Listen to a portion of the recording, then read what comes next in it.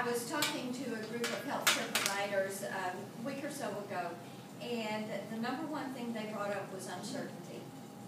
And they said it doesn't matter if it is dealing with HHS or CMS or insurance companies or whatever component that dictates what kind of service you can provide. They didn't like the uncertainty and the changes that were just seeming to be a constant.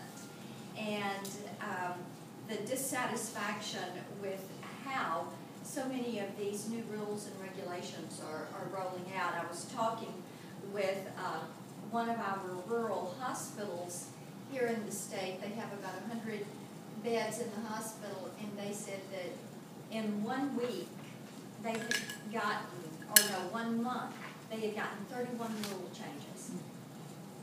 And, you know, their compliance department is one person with one assistant. And they had gotten, and they said, you know, it seems like all of these rule changes come out on Friday afternoon about 4 o'clock. And we realize how difficult that makes it for you.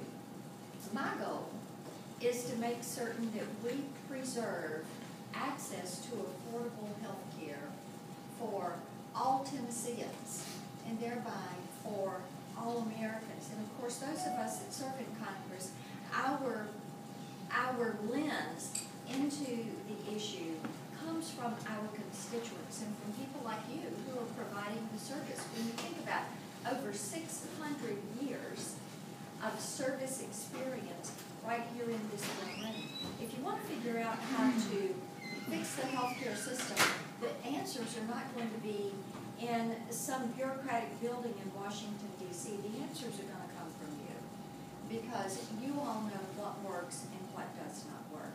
Now, a couple of comments about the Affordable Care Act, or Obamacare, as it is commonly called, and the rollout on the bill.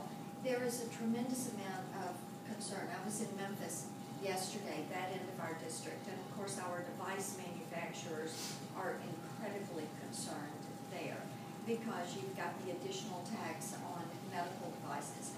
I've talked to home health providers who are very concerned because what the FDA would like to do is all the mobile applications that you're doing on your smartphones, your iPhones, your Androids, they want to tax those as medical devices. And that just increases the cost of care to the consumer. And we know that those costs have got to be repealed and moved off the books. We've talked with a lot of the pharmacists, and especially our compounding pharmacists, who are incredibly concerned about the FDA trying to regulate the compounding components and move that into drug manufacturing. And we know that a lot of those judgments need to be left to the pharmacists to figure out how to work with the physician and with the patient. My goal would be to make certain that the patient, the individual, and their healthcare provider can make those decisions on healthcare choices, and not a bureaucrat in Washington, D.C. That is why we have fought this Independent Payment Advisory Board. It is why I have legislation right now to deal with the preventive service task forces, which will underpin the decisions that are made on what can and cannot be paid for by the health insurance companies.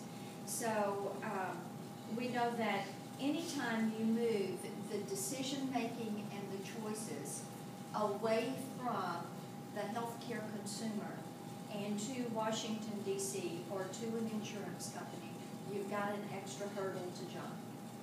We know that anytime you reduce the amount of payment that comes back, or the amount of time it takes for hospitals or physician practices or healthcare providers to get their reimbursement in, then you make it more difficult for those entities to keep their doors open. We know that as they try to centralize power and control into a few big hospitals or make those decisions out of Washington, it makes it more difficult for our rural hospitals and smaller hospitals, our private act hospitals here in Tennessee, to keep their doors open and meet the needs of of the families and the citizens that live in those areas. So we're very watchful and very mindful of how the centralized Washington, D.C. dictates make it difficult for you to do your job. And we know that your job is to provide the best care possible to those that are needing the care. And I will tell you, home health, I've always been an advocate. I think you all know that, going back to when I was in the state senate and worked to establish the pilot project that we did in Tennessee with our dual eligibles with Medicare and Medicaid. And I was on the General Welfare Committee, and being someone who's been involved with providing the care for parents and grandparents, and in that process right now with my parents who are in their late 80s, I appreciate the value of options for our seniors, and I am determined we're going to keep those options there for families so that they can stay at home. And the pilot project that I helped devise while I was in the state senate has helped us to keep a lot of people in the state in their homes and provide them another option for how they want to look at their long-term care or their continuation of care as they are recovering or as they are elderly and less able to do tasks for themselves. So with that, let me just throw the floor open and hear from you all. Anything you would like for me to know? And let me say also, and I'm running around out here without business cards, gave them all out, and don't have any in my tote bag. And but my website is blackburn.house.gov, and on Facebook it's Marsha Blackburn, and on Twitter it is @Marsha Blackburn. And I would encourage you all, sign up for my email newsletter that is on the website. We send this out regularly, and since I'm on Healthcare Subcommittee, there is a lot of information on healthcare. On my website, if you click onto it, go down on the left-hand side, and you will see an icon devoted specifically to healthcare. And if you click on that, there are all sorts of information there. You've got the entire affordable health care or Obamacare bill there. You've got the entire list of taxes. There are 21 new taxes that are in that bill. And if you just so that you're aware of what those are, all of that is there and on the website. It will help you to get different sections of the bill. If you get something from CMS that references a certain section of the bill, then you can pull it up. So I encourage you all to use that website. With that, the floor's open. I'll take whatever comments you all have. Yes, ma'am. I just want to ask, is there any hope that there will be bipartisan recognition that this is a yoke that the citizenry of this country cannot bear? Is there any hope that there will be bipartisan? Yes, there is, and that's a great question, because in the House there is bipartisan recognition. We have bipartisan support for a lot of different provisions that would be the repeal. Of course, in the House we have passed a complete repeal, and I will tell you, there is, on a bipartisan basis, and the healthcare issue is not a partisan issue, interestingly enough. I hear basically 5 things. People say, we want you to just repeal it and start over because you got this wrong. And, most of our healthcare providers will say that. Just start over. Let us help you do this because you're totally on the wrong track and you're making it too difficult to take care of our patients. Then we will hear 5 things. They want to decrease cost and mandates. I think every one of you wish that things would cost less, that there would be fewer mandates, and that you would have more flexibility to do what you need to do to take care of people. The second thing we hear is you need to increase choice and options. And from our seniors, we especially hear this. As they go into Medicare or Medicare Advantage, and they want more options, and there again, more flexibility and more control. The third thing we hear is that you have to simplify the system. Whether it is the government or the insurance company, all this paperwork is driving us crazy. I was in a provider's office a couple of counties over, and they have not been able to hire new nursing staff. They have not been able to hire new techs, but they had to hire 3 new compliance people. So it's, they're all saying just simplify this. Make everybody use one form. Let us know what people have bought. Make insurance simple enough that when people buy something, they know what they bought.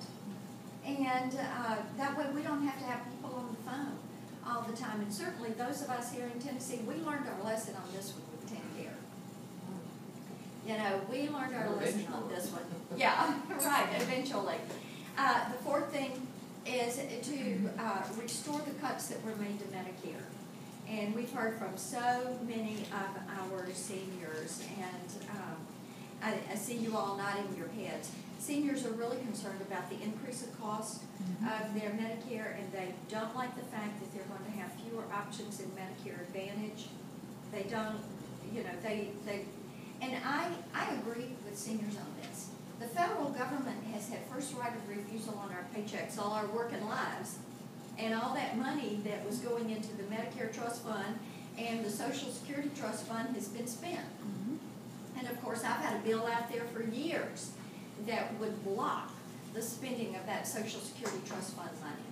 And so seniors are, and near seniors are very concerned about the money, the $716 billion that has been taken out of Medicare.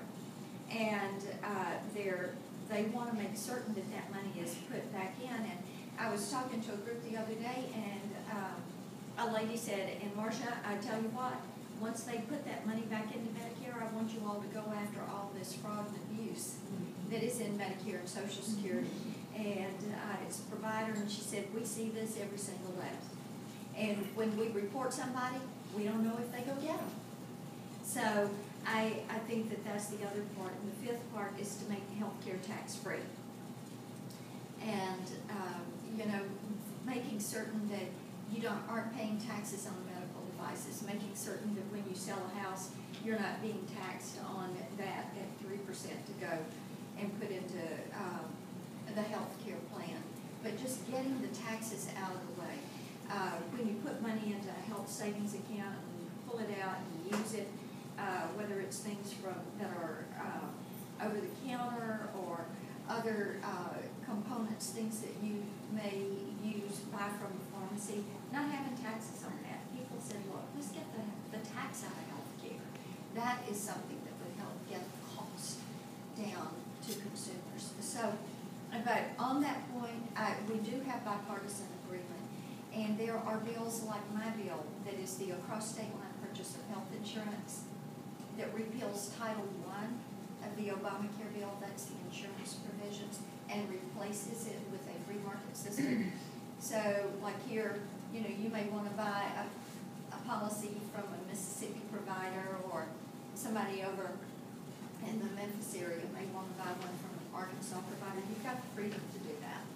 It would work more like, homeowners or auto insurance. You can buy what you want from wherever. Kind of the Travelocity concept of insurance. Get the cost down. So there is bipartisan support on this. Is there action though?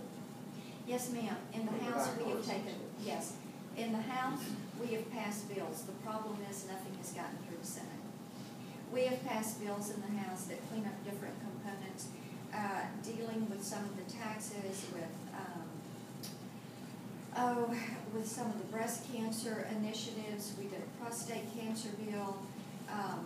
All of these have had bipartisan support, and we've sent them to the Senate, and they've not been taken up. So essentially, nothing has happened because the Senate is blocking. Even though the House has passed it. My question, is there hope in this? Yes, ma'am. I know nothing will happen until after the election, but regardless of the outcome of the election, is there hope that someone will listen to repeal some of this yoke Yes. I mean, this is a burden that no healthcare system can support,